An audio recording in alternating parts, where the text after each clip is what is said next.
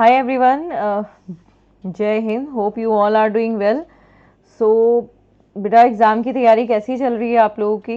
Exam ना almost आ ही गया. जब भी बोलती हूँ तो ऐसे ही बोलती हूँ, ऑलमोस्ट आ ही गया. तो ये जो ऑलमोस्ट आ गया एग्ज़ाम है, इसके लिए मैंने एक टॉपिक आप लोगों का सोचा आज की आप लोगों के साथ डिस्कस करूँ. मुझे 1 मिनट का टाइम दे दीजिए. हाँ जी गाइस, सो लेट्स स्टार्ट. तो बेटा व्हाट आई थॉट कि देखो, टॉपिक्स तो मैंने सारे कवर करा दिए, आप लोगों को प्लेलिस्ट में ऑलरेडी है. अगर आप लोगों को फिर भी कोई टॉपिक लगता है तो आप प्लीज़ मुझे बता दें मैसेज करके, मैं उस टॉपिक की स्पेसिफिक वीडियो बना दूंगी. और अभी मैं लाइव क्लासेस भी स्टार्ट करने वाली हूँ बाय टुमारो. मैंने टॉपिक लिया है ना, ये टॉपिक मुझे कुछ स्टूडेंट्स ने ही बोला था लेने के लिए. और वो चाह रहे थे कि इस टॉपिक पर मैं एक बार आप लोगों से डिस्कशन करूं, तो मैंने सोचा आज यही टॉपिक का डिस्कशन कर लेते हैं. है क्या ये टॉपिक है केमिकल रिएक्शन. ये सम इम्पॉर्टेंट केमिकल रिएक्शन, कुछ इम्पॉर्टेंट केमिकल रिएक्शंस हैं जिनके बारे में मैं डिस्कस करने वाली हूँ. मैंने सोचा एक जगह कलेक्ट करके सारी क्वेश्चंस के बारे में बात कर लूँ. इवन जो केमिस्ट्री की क्लासेस हैं ऑलरेडी, उसमें मैंने उन सब के बारे में बताया हुआ है ना, बट वो अलग अलग गैसेस में और बहुत सारे जैसे टर्म्स हैं उसमें मैंने बीच बीच में बताया, जैसे फर्टिलाइजर में बताया, मैनमेड कंपाउंड्स में बताया, इंपॉर्टेंट गैसेस में बताया. तो आज मैंने उन सबको पिक करके एक जगह पर लेकर आई हूँ. तो आज की जो क्लास है उसमें मैं डिस्कस करने वाली हूँ सम इम्पॉर्टेंट केमिकल रिएक्शंस. तो सबसे पहले जैसे आप लोग देख ही रहे हैं, दिस इज बोश प्रोसेस. आपने देखा होगा बोश प्रोसेस के बारे में, आपके PYQs में आया हुआ. इवन इससे पहले वाला जो एनडी का पेपर था, आई थिंक 2023 का सेकंड वाला, उसमें भी प्रोसेस के नेम्स पर क्वेश्चन था. सबसे पहला तो क्वेश्चन ये है कि ये जो बोश प्रोसेस है, इस प्रोसेस में हमें मतलब प्रोडक्शन किसका होता है ना, पहला क्वेश्चन यही होता है. तो बेटा बोश प्रोसेस जनरली यूज़ करी जाती है हाइड्रोजन के प्रोडक्शन में, यानी this is the industrial method hydrogen production का. ठीक है, इसमें बेसिकली होता क्या है, सबसे पहले तो मैं आप लोगों को बता दूं कि जो इंडस्ट्रियल मेथड होता है ना, वो मेथड होता है जिसमें इन्वेस्टमेंट कम लगे और एक से ज़्यादा प्रोडक्ट बने, है ना. तो इसमें बेसिकली क्या किया जाता है, जो मार्बल इंडस्ट्री होती है, मार्बल इंडस्ट्री में मार्बल का चूरा ले लेते हैं, यानी वहाँ से कार्बन ले लेते हैं. ठीक है, अब आप सोचो, या मार्बल इंडस्ट्री में नहीं लेके एक और तरीका भी है, वो आपको बताती हूँ.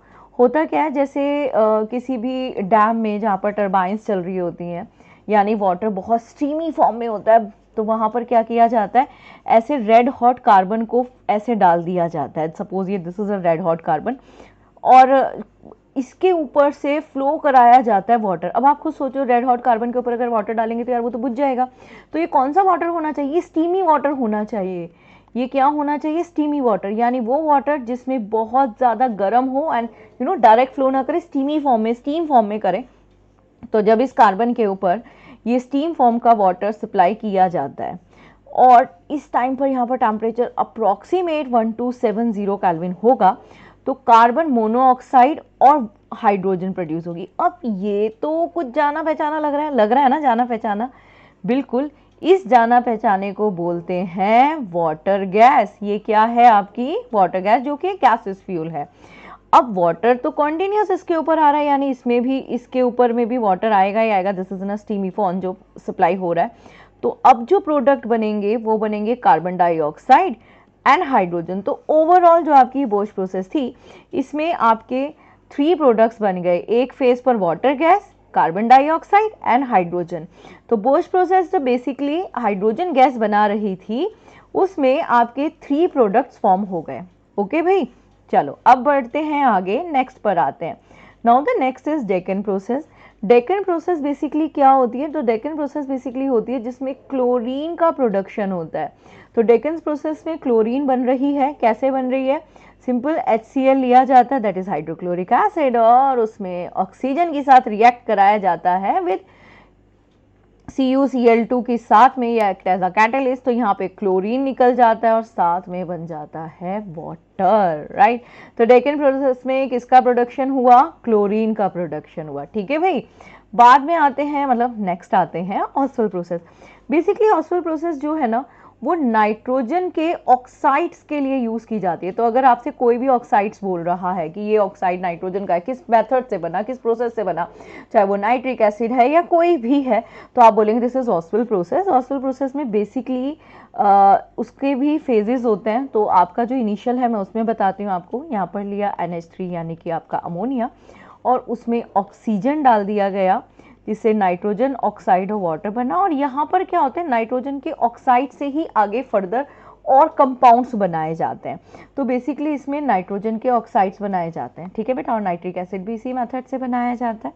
आगे बढ़ लेते हैं।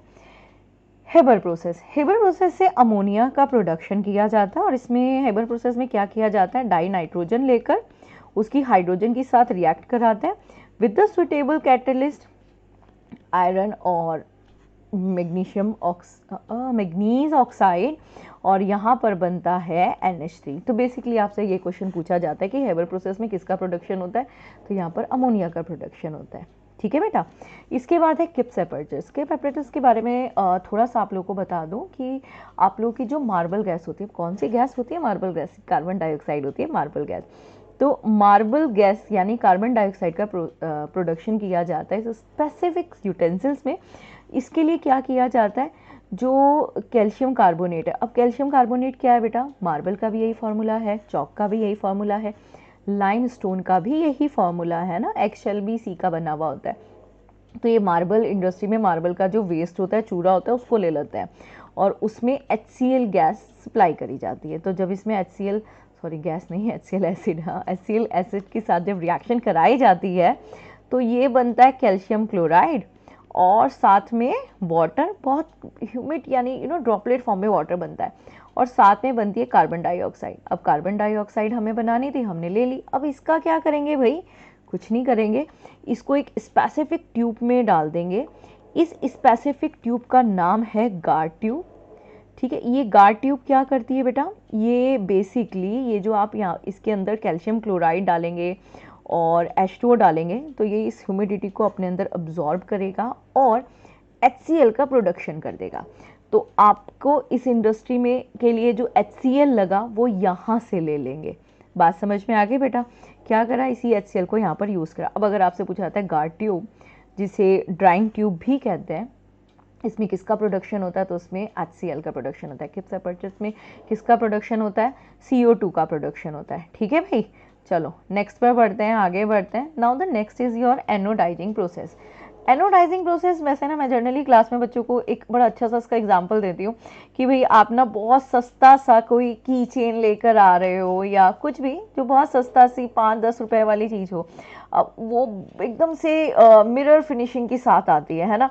तो अब सोचो उस पर इलेक्ट्रोप्लेटिंग तो करी नहीं गई होगी, मतलब दूसरे मेटल की कोटिंग तो नहीं चढ़ाई गई होगी। अगर इलेक्ट्रोप्लेटिंग प्रोसेस के थ्रू करा जाता तो यार उसकी कॉस्ट बढ़ जाती, बट ऐसा नहीं होता ना, वो तो बड़ा सस्ता सा मिल जाता है। इसलिए मैं बार बार मतलब जो वर्ड यूज़ कर रही हूँ 5-10 रुपीज़ वो इसीलिए कर रही हूँ। बेसिकली एनोडाइजिंग एक आपकी इलेक्ट्रोकेमिकल प्रोसेस है, ठीक है बेटा। ये क्या है, आपकी इलेक्ट्रोकेमिकल प्रोसेस, यानी इलेक्ट्रिसिटी का यूज़ किया जाता है। इसमें क्या किया जाता है, जैसे मान लो मुझे इसके ऊपर पॉलिशिंग करनी है, हाँ, तो यहाँ पर एक करंट पास कराया जाता है। और हमारे एनवायरनमेंट में सबसे ज़्यादा जो है वो आपको ही पता है मोस्ट अबंडेंटली एल्यूमिनियम है, जो बॉक्साइड की फॉर्म में रहता है और जिससे हम एल्यूमिनियम ऑब्टेन करते हैं, यानी Al2O3, जिसे एल्यूमिना भी बोलते हैं। अब जब इसमें यहाँ पर हीट या एक तो आसपास में ना टेम्परेचर बहुत ज़्यादा कर लेते हैं, तो आसपास में टेम्परेचर ज़्यादा करने के लिए एक गर्म कोल में रख देते हैं उसको, ऐसे कोल आसपास में हो, कोल को जलाकर रेड हॉट करके उसके बीच में उसको रख दिया जाता है जिसके ऊपर आपको प्लेटिंग करनी है। फिर इसमें करंट पास कराया जाता है। तो ये जो इन्वायरमेंट में आपके एल्यूमिना है ना, इसमें एल्यूमिनियम की कोडिंग हो जाती है जिसकी वजह से वो मिरर शाइन पॉलिशिंग हो जाती है, ठीक है बेटा। अब नेक्स्ट पर आते हैं, दैट इज थर्माइट रिएक्शन। तो अगर कभी भी आपसे बोला जाता है कि भाई थर्माइट रिएक्शन क्या है, तो बेटा थर्माइट रिएक्शन वो रिएक्शन है जिसमें सबसे ज़्यादा हीट निकलती है। दिस इज एक्सोथर्मिक रिएक्शन, बहुत ज़्यादा हीट इसमें प्रोड्यूस होती है, ठीक है। इस हीट का यूज़ किया जाता है रेलवे ट्रैक को ज्वाइन करने के लिए। देखो बेटा, अगर आपका कोई घर में गेट है और उस गेट में ना बीच में कुछ होल वोल हो गया, तो आप क्या करते हो, आप इस पर वेल्डिंग करते हैं ना। तो वेल्डिंग के लिए जो हम लोग यूज़ करते हैं दिस इज ऑक्सी हाइड्रोजन या ऑक्सी एसिटाइलिन। बट वो क्या करता है, ऊपर एक ऐसे करके ऐसे हम एक दूसरे मेटल की ऐसे ऊपर लेयर लगा देते हैं, कोट कर देते हैं। बट इससे जो गेट का सरफेस है ना वो थोड़ा सा ऊपर नीचे हो जाता है, यानी स्ट्रेट नहीं रहता। रेलवे ट्रैक में अगर हम ऐसा करेंगे तो ऑब्वियसली लेवल ऊपर नीचे हो जाएगा, है ना। और अब हमें कुछ ऐसा करना है जिससे ये जो क्रैकिंग है, रेलवे की क्रैकिंग है, वो फिल हो जाए। तो उसमें हम करते हैं थर्माइट रिएक्शन और एक्सोथर्मिक रिएक्शन। बेसिकली इस रिएक्शन में क्या होता है, Fe2O3 यानी आपका फेरिक ऑक्साइड, उसमें एल्यूमिनियम डाला जाता है विद अ सुटेबल कैटलिस्ट, और ये Al2O3 की फॉर्म में अलग हो जाता है और आयरन अलग हो जाता है। बेटा ये जो एल्यूमिना है ये और आयरन दोनों इतनी ज़्यादा हीट इस रिएक्शन में निकलती है कि मॉल्टन स्टेट में होता है। मॉल्टन स्टेट में होने का मतलब है कि ये जो वो क्रैक्स आए हुए हैं ना उस क्रैक को हील कर लेता है जो भी आपके रेलवे ट्रैक में एल्यूमिना, फिर एवोपरेट होकर उड़ भी जाता है। तो इससे जो रेलवे ट्रैक है ना उनका सरफेस हमेशा स्ट्रेट रहता है, तो उनको रिपेयर करने के लिए यानी रेलवे ट्रैक की वेल्डिंग के लिए ये रिएक्शन यूज़ करी जाती है।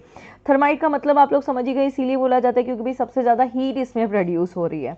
ओके बेटा, तो ये कुछ इंपॉर्टेंट रिएक्शन थी। एक दो के बारे में और बात कर लेते हैं। जैसे एक क्वेश्चन आया था आपका कि गन पाउडर के एक्सप्लोजन से कौन सी गैस निकलती है। सबसे पहले गन पाउडर का जो फॉर्मूला है this is potassium nitrate, that is KNO3। ये गन पाउडर है बेटा, इसको हम एज अ फर्टिलाइजर भी यूज करते हैं, नाइट्रोजनस फर्टिलाइजर। ठीक है, अगर मुझे इसे एक्सप्लोजन कराना है तो उसमें दो चीजें मिलानी पड़ेगी, एक तो सल्फर एक कार्बन। सल्फर इसके इग्निशन टेम्परेचर को कम करता है, कार्बन आसपास की ह्यूमिडिटी को इसमें आने नहीं देता। अब इनका जब ब्लास्ट हुआ यानी एक्सप्लोजन हुआ तो जो गैस बनी वो सबसे पहले तो जो काला काला धुआं के साथ निकलता है दिस इज पोटेशियम सल्फेट निकलता है, साथ में डाई नाइट्रोजन और कार्बन डाइऑक्साइड। तो आपका एग्जाम में क्वेश्चन था एनडीए में कि कौन सी गैस का प्रोडक्शन हुआ, तो इन दो गैसेस का प्रोडक्शन हुआ। ठीक है भाई, एक और क्वेश्चन आता है कि भाई ब्लीचिंग पाउडर है जो आपका ब्लीचिंग पाउडर वो किस प्रोसेस से बनता है या किस मेथड से बनाया जाता है। सबसे पहले तो आपको ब्लीचिंग पाउडर का फॉर्मूला आप जानना है, दिस इज CaOCl2। बहुत इजी होता है, बहुत इजी होता है। कैसे करते हैं कि जो आपकी डेकन प्रोसेस से क्लोरीन गैस आपको मिली है ना बस उसी का यूज़ कर लेते हैं।